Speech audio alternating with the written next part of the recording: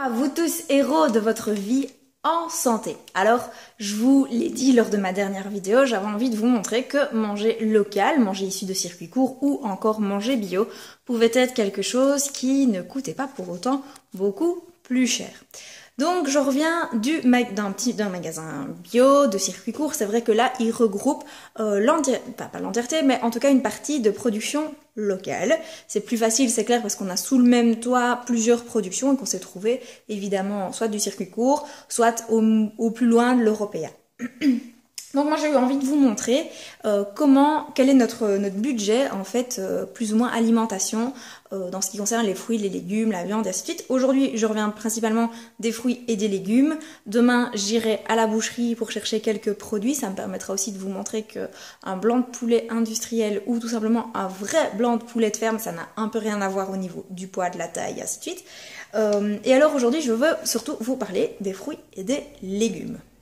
Un petit peu mon panier de la ménagère d'aujourd'hui. Je donne cours de cuisine samedi et donc j'ai été chercher tout ce qui était nécessaire pour le cours. J'ai été chercher du persil plat, des fraises, du basilic. J'ai refait un stock d'olives. Alors je vous fais un gros plan sur les olives. Je vais même les ouvrir d'ailleurs parce que j'ai dû faire, vous avez dû voir ici cette semaine dans mes publications que les olives noires, souvent elles sont oxydées de manière chimique et elles sont plongées dans des bains de gluconate de fer qui sont absolument pas bons pour la santé. Alors j'ai eu envie de vous montrer ces fameuses olives noires. Alors là on est sur des olives grecques. Les olives noires, elles ne sont pas réellement noires. Regardez un petit peu, elles sont plus couleur aubergine, brune, mais pas noir charbon. Donc ça c'est important, ça c'est la vraie couleur d'une olive noire. Donc voilà, là on est en bon 300 grammes d'olives. J'ai fait la même chose avec les olives vertes, les lentilles corail. C'est la chance aussi de pouvoir aller chez des petits producteurs, ou en tout cas dans des magasins de circuits courts, c'est qu'on peut être dans l'idée du zéro déchet.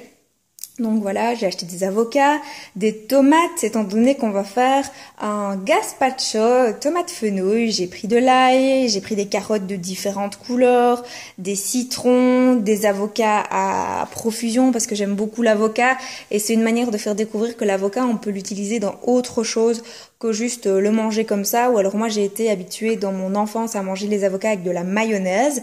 Ici on va faire des crèmes d'avocat, on va faire des soupes froides, on a pris des oignons, des champignons bruns, des jeunes courgettes, les premières courgettes, les panais seront les derniers panais.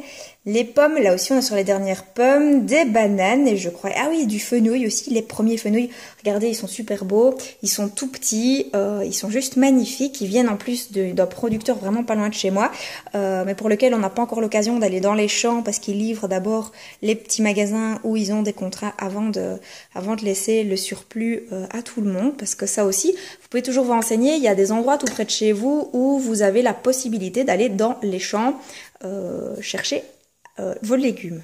Vous avez pu un petit peu voir ce que j'avais ici acheté pour cette semaine.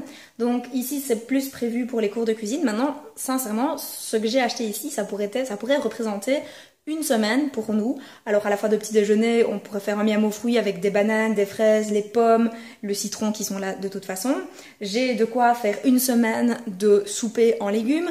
J'ai de quoi faire en repas de midi parce que moi ça m'arrive souvent de faire des tartinades de carottes, des tartinades d'avocat, de faire des petites salades, de faire une petite salade. Alors j'ai des carottes que je pourrais faire râper, le panais que je pourrais râper, des courgettes que je pourrais râper. Enfin il y a vraiment moyen de faire tout. Donc là je suis en déjeuner, j'ai de quoi faire presque 7 déjeuners.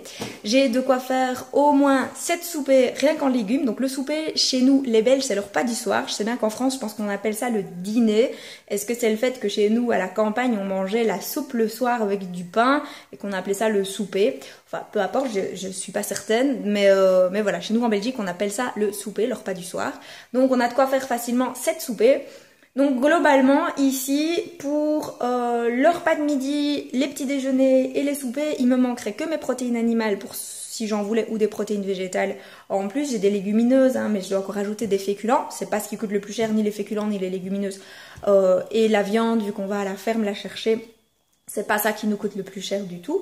On aurait de quoi manger pour la totalité d'une semaine et Et écoutez-moi, donc pour une semaine, je devrais rajouter 2 fois de la viande, 1 fois une alternative végétale. J'ai déjà mes lentilles, je dois ajouter mes féculents, donc j'estime qu'il m'en faudrait, allez, à tout casser pour une vingtaine d'euros en plus.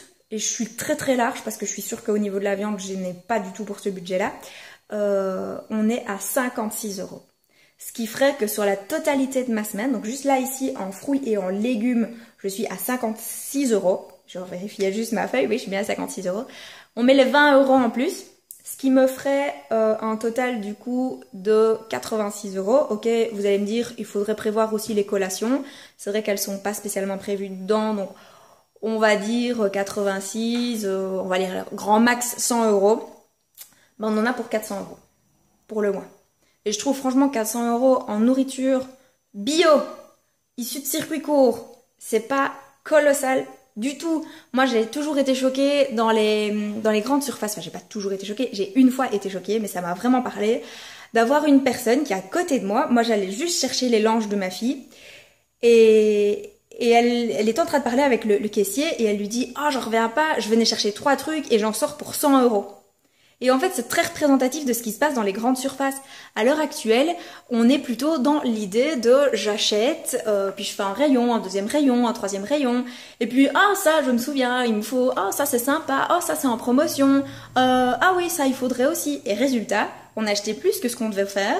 Ça nous coûte du coup beaucoup plus cher parce que elle, sur sa semaine, elle a des choses qui lui servent peut-être pas, des choses qui sont de l'ordre pas spécialement de l'alimentation saine ou de l'alimentation santé, et elle se retrouve avec une centaine d'euros, en sachant que si ça se met dans 3 jours, elle se souviendra qu'elle a oublié un truc, et enfin oublié un aliment, ou qu'elle repartira à son magasin, et qu'elle va encore en avoir peut-être pour une vingtaine d'euros, alors qu'elle venait encore chercher 2 ou 3 trucs.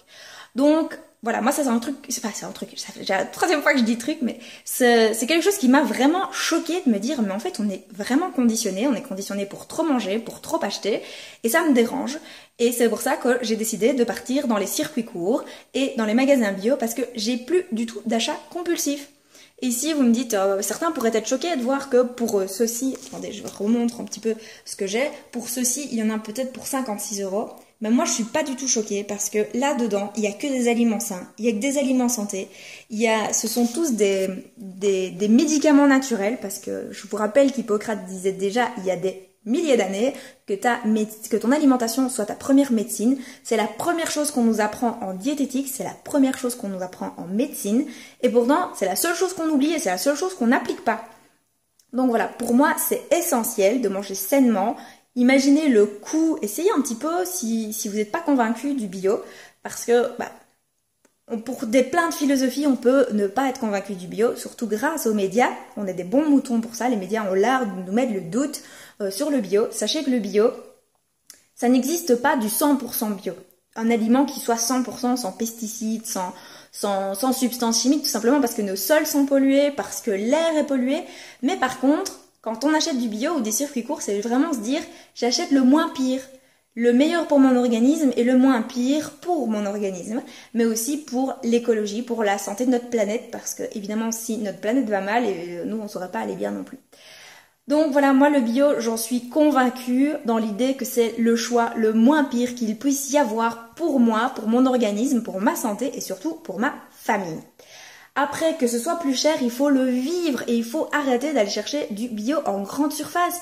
Il faut aller chez les petits producteurs, il faut prendre le temps, il faut aller dans les magasins bio. C'est essentiel d'aller aussi, si vous habitez à la campagne, à la rencontre des gens, parce que c'est hyper enrichissant que de parler avec les producteurs. Si vous êtes en ville, c'est vrai que des magasins de producteurs locaux, c'est parfois plus difficile. Moi, à Liège, j'ai la possibilité de le faire, mais j'habite à la campagne, donc il y a des choses qu'évidemment j'ai beaucoup plus de facilité que quelqu'un qui habiterait en plein centre de Paris. Il faut savoir que rien que Paris, c'est la totalité de la population belge, donc moi, j'imagine même pas. J'ai beau aller à Paris de temps en temps, je crois que c'est 11 millions d'habitants, c'est la totalité de la population belge, répartie sur une surface beaucoup plus petite, donc je ne sais pas vraiment quels sont les accès aux productions locales. Par contre, je sais qu'il y a des magasins bio, qu'il y a de plus en plus de magasins bio, et qu'il y a des magasins bio à des prix assez raisonnables. D'ailleurs, à l'étranger, en Belgique, le bio est très très cher. Au Luxembourg, en France, le bio est beaucoup moins cher qu'en Belgique.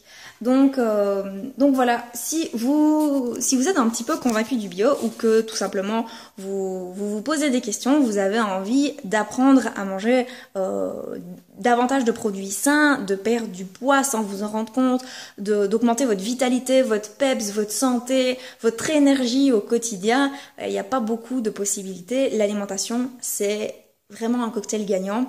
Donc c'est pour ça que j'ai créé aussi Votre Vie en Santé. Et c'est pour ça aussi que je donne un webinaire, c'est-à-dire une conférence en ligne, le jeudi 8 juin à 20h30. Je vous mets ici en dessous le lien pour vous inscrire, parce que c'est sur inscription ce webinaire, pour vous donner aussi des trucs. Le thème spécifique en tout cas de ce webinaire, c'est 5 clés pour éviter de prendre du poids durant la période des barbecues.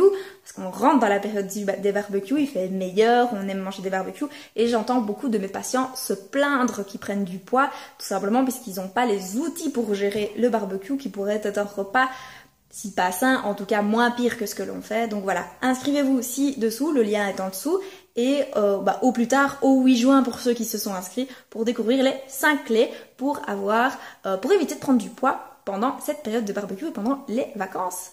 Donc voilà. Je vous souhaite à tous de passer une bonne journée, inscrivez-vous et à très vite. Ciao!